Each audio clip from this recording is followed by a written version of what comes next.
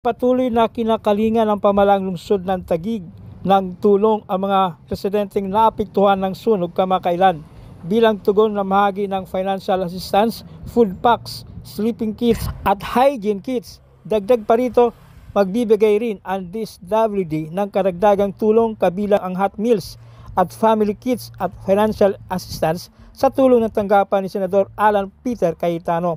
Matatandaang agad na rumisponde ang City Disaster Risk Reduction and Management Office at Bureau of Fire Protection upang apulahin ang sunog na tumama sa mga kabahayan sa barangay Tuktukan nitong nakaraang Martes.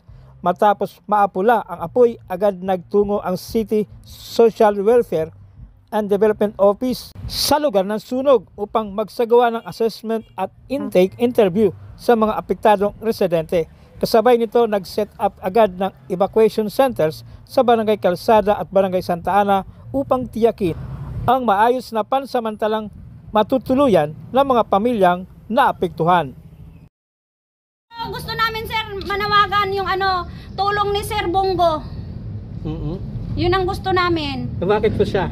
Para kahit papaano yung tulong ni Senator Bongo, makapagtayo kami ng bahay.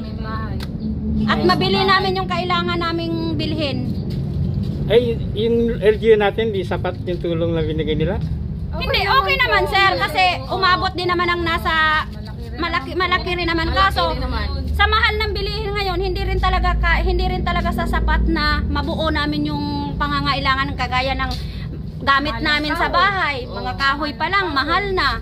Tapos syempre, bago mo mabubuo yung bahay, gagastos ka pa siguro talaga ng ilang libo-libo dyan. Pero kahit paano nakatulong? Yes po, sir. Gusto nyo ba magpasalamat? Yes po, pasalamat kami. Aming mayor, Kay Ading Cruz, kay Alan, kay Pia, tsaka sa DSWD rin. Marami-raming tulong na talagang naano sa amin. Kahit papaano, nabawasan yung mga stress naming iniisip.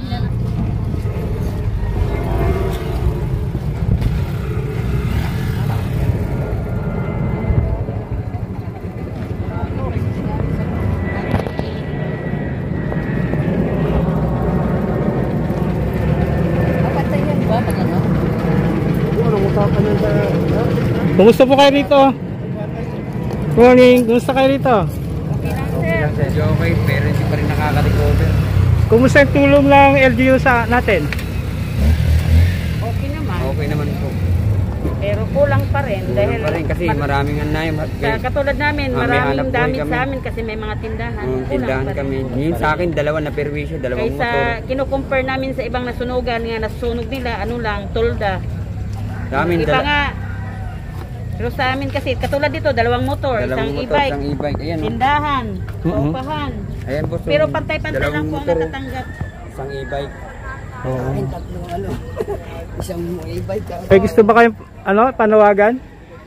Hindi, kami sa amin, para sa amin lang humingi kami ng ng konting tulong kung sino man yung makakatulong sa amin para sa kabuhayan namin ulit. Para makaahon kami. Ano po ba dahilan ng sunog, sir? Ayun, hanggang ngayon po, umaapoy pa ho. Diyan po yung nagmula. Kaya nanggaling yung sunog. Diyan nagmula yan. Ito mo hanggang ngayon, umaapoy pa ho. Ano kaya meron dyan? Basura yan. Basura. Ang bahay nila, puro damit, basura. Puro pala ng kandila. Yung may pinagbilihan pala ng kandila.